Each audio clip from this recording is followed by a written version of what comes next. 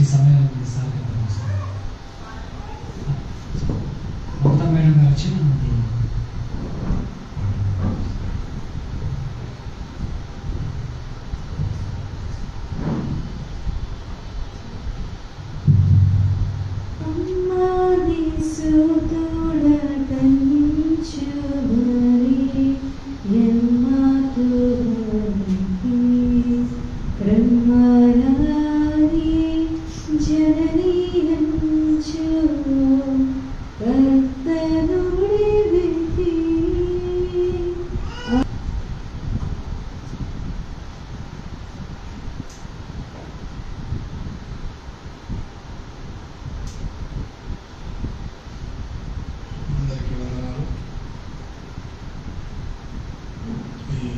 శుభశుక్రవారం సందర్భంగా శిలువ మీద దేవుడు పలికిన 7 మాటలను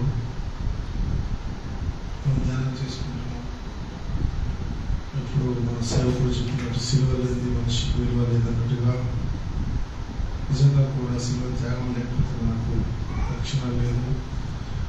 మన ఆపదకు మరి ఆదుకునే వారు లేరు కనుక ఆదుకునే దేవుడు శిలువ త్యాగం చేసిన కనుకనే మనకు ఒక ధైర్యము, ఒక విలువ కేవలం శిలువ ద్వారా వస్తుంది. అయితే శిలువను గురించిన వార్త నశించుతున్న వారికి వెలితనం కలిగిస్తుండొచ్చు, కానీ నమ్ముతున్న వారందరికీ అదొక శక్తిగా, ఒక బలంగా, ఒక ధైర్యంగా ఈ లోకంలో జీవించుకుంటూ ఉండదని మనం అనుభవపూర్వకంగా మనం పొంది ఉన్నాం. అయితే నా యొక్క వాక్య ధ్యానము 3వ మాట, మరి రిలేషన్షిప్, రెస్పాన్సిబిలిటీ అనే 2 పదాల కలిగిగా ఉంది.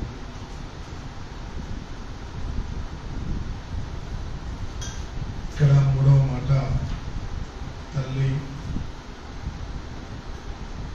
అదేవిధంగా ఆత్మీయ శారీరక కుమారుల మధ్య బంధం గురించి ఉంటుంది. అంటే 3 వ్యక్తులు 3 సందర్భాలను మనం గమనించవచ్చు. ఏ విధంగా అయితే మరి అంత శిలువలో వేదన పడుతున్న యేసయ్య తన తల్లి పట్ల తను ఏమైపోయినా పర్వాలేదు, ఆ తల్లి ఒంటరైపోతుందని చెప్పి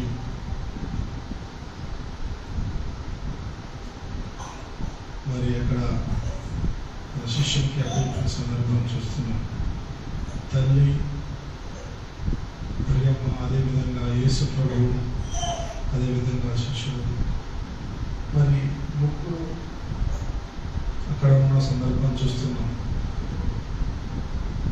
అయితే మిగతా వారు అక్కడ ఎవరు కనిపించాలి, ఎందుకంటే ఎవరు లేరు అక్కడ. ఏ శిష్యునికైతే అప్పచెప్తున్నాడు ఆ శిష్యు కూడా లేకుండే, కానీ ఆ సమయం వరకు అక్కడికి చేరుకోవడం జరిగింది. తల్లి తన కుమారుణ్ణి వదులుకోలేక అన్నిటికీ సిద్ధమై తను కూడా అక్కడ నిల్చుంటారు. చూసినప్పుడు అక్కడ ఎవరు లేని సందర్భం మనం చూస్తున్నాం. అయితే 3 వ్యక్తులు 3 సందర్భాలు ఏవైతే ఉన్నాయో, మరి కన్నీరు కారుతున్న తల్లి మరి ఎంతో కఠిన పరిస్థితుల మధ్య లోకానికి వ్యతిరేకంగా, సృష్టికి విరుద్ధంగా, దైవరూపకంగా మరి దైవచిత్త ప్రకారం గర్భం ధరించి ఎన్నో వేదనలకు గురై దేవుని చేత ధైర్యం పొంది కానీ పెంచిన కుమారుడు శిలువ మీద తను ఉండుట చూసి తట్టుకోలేని స్థితిలో తల్లి ఉన్నావు. అదేవిధంగా శిలువ త్యాగం చేస్తూ కూడా నా తల్లి ఏమైతే ఉన్నదని చెప్పి 2వ సందర్భము యేసయ్యది. అదేవిధంగా తన బాధ్యతను అప్పచెప్పినప్పుడు తను ఇంట చేర్చుకున్న శిష్యుని 3 సందర్భాలు మనం చూస్తా ఉన్నాం. మరి ఇక్కడున్న ఆ 3 సందర్భాల్లో 3 క్యారెక్టర్స్ ఏది ఉన్నాయో దైవచిత్త ప్రకారం ఉన్నాయి. అయితే తన కుటుంబాన్ని, తనకి వెళ్ళిపోయిన తన కుటుంబాన్ని చూసుకోవాలనే ఉద్దేశంతో కుటుంబ బాధ్యత నెరవేర్చాలని ఏ విధంగా యేసయ్య పరితపించాడనేది తన అప్పచెప్పిన సందర్భం బట్టి చూస్తాం. అయితే మరి తల్లిని అప్పచెప్పిన విధానం, తల్లి యొక్క బాధ్యతను చూసుకునే విధానంలో ఏముంటుంది, ఒకవేళ చూసుకోకపోతే ఏ విధంగా ఉంటుంది మనం చూసినట్లయితే ఒకసారి నిర్గమకాండము 20వ అధ్యాయము 12వ వచనం సరి చదివి.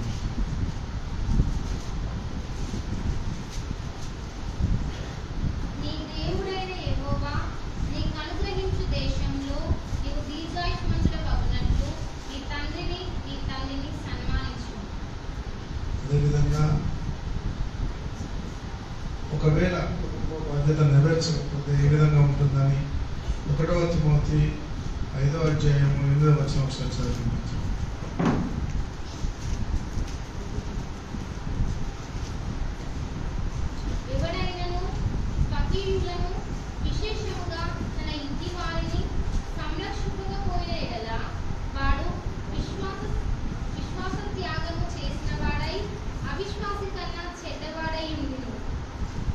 అయితే అక్కడ తన తల్లి చూచుకునే వారు కానీ, తన తల్లి బాధ్యత నెరవేర్చేవారు కానీ ఇక్కడ ఎవరు లేరు.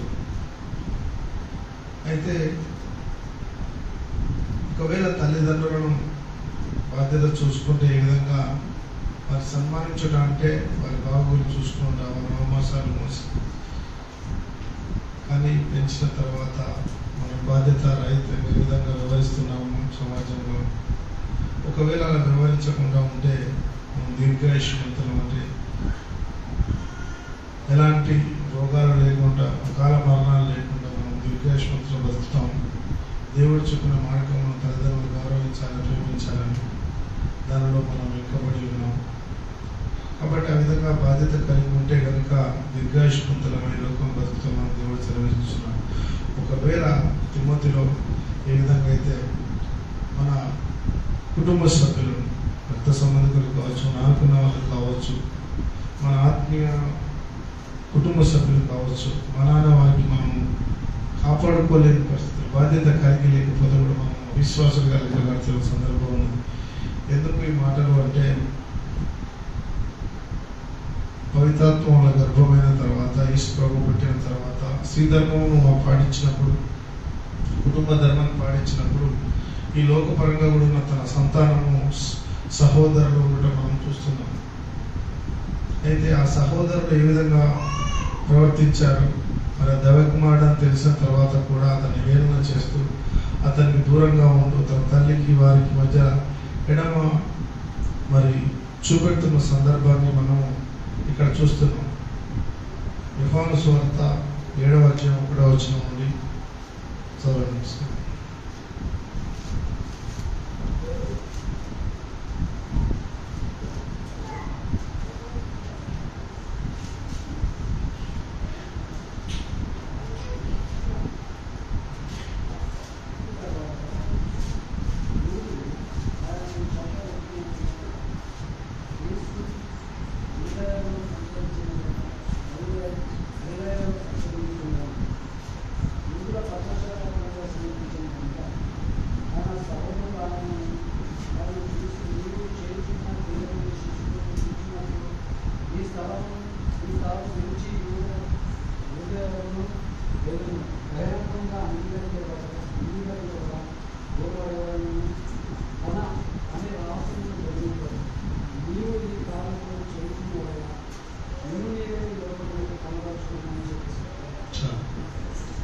అయితే ఇక్కడ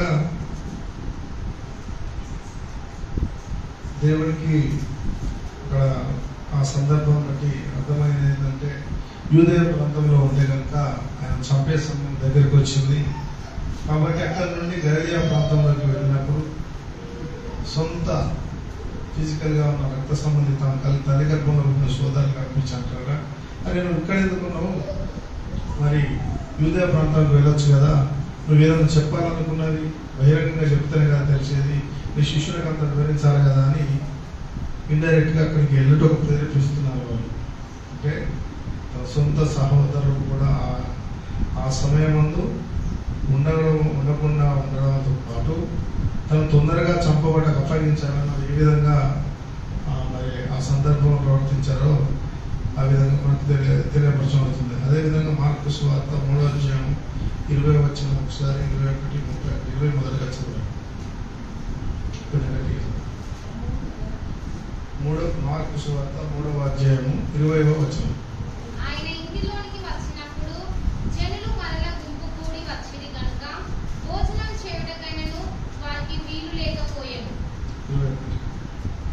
ఆయన ఇంటి వారు సంగతి విని ఆయన మతి చెలించి ఉన్నదని చెప్పి ఆయనను పట్టుకొనబోయిరి. అయితే ఆయన దేవాతి దేవుడు కనుక ఆయన యొక్క ఆశ్చర్య క్రియలు ఆశ్చర్య కార్యం చూసి జనములు గుంపు గుంపుగా ఉన్నప్పుడు ఇక్కడ ఏం జరుగుతుందో ఏ విధంగా జరుగుతుందో అని చెప్పి లోకం అంతా అనుకుంటా ఉంటే 21వ వచనం మళ్ళీ చదువుతారు. ఆయన ఇంటి వారు సంగతి విని ఆయన మతి చెలించి ఉన్నదని చెప్పి ఆయనను పట్టుకొనబోయిరి. ఆయనకున్న మరి ఏదైతే అభిమానులు గుంపులుగా అభిమానులు కావచ్చు, విశ్వాసులు కావచ్చు, దేవుని బిడ్డలు కావచ్చు, మరి గుంపులుగా ఉన్నప్పుడు చూసి దాన్ని చూసి దేవాతి దేవుడే అని అనుకోకుండా తన ఇంటి వారు ఏమంటున్నారు, అక్కడ తప్పుడు సాక్ష్యం చెప్తున్నారు. ఏమంటారు? మతి చెలించి, అంటే పిచ్చివాడిగా సొంత అన్నదమ్ములు ఎవరైతే ఉన్నారో పిచ్చివాడిగా యేసయ్యను చూస్తా ఉన్నారు వాళ్ళు. అంటే మరి మన కుటుంబంలో ఉన్న బాధ్యత, మన తోబుట్టులో పట్ల మనం ఏ విధంగా ప్రవర్తిస్తున్నాం, దేవాది దేవునికి ఆ విధంగా మనం జరిగిన యొక్క అనుభవాన్ని చూస్తున్నాం. అదేవిధంగా 31వ వచనం. ఆయన సహోదరులను తల్లియు వచ్చి వెలుపల నిలిచి ఆయనను పిలువనంపిరి. జనులు గుంపుగా ఆయన చుట్టూ కూర్చుండిరి. వారు ఇదిగో నీ తల్లియు నీ సహోదరులను వెలుపల ఉండి నీ కోసం వెతుకుచున్నారని ఆయనతో చెప్పగా ఆయన నా తల్లి నా సహోదరులు ఎవరని తన చుట్టూ కూర్చున్న వారిని కలియజూచి ఇదిగో నా తల్లియు నా సహోదరులు, దేవుని చిత్తము చొప్పున జరిగించువాడే నా సహోదరులను సహోదరియు తల్లియు అని చెప్పాను. అయితే ఇక్కడ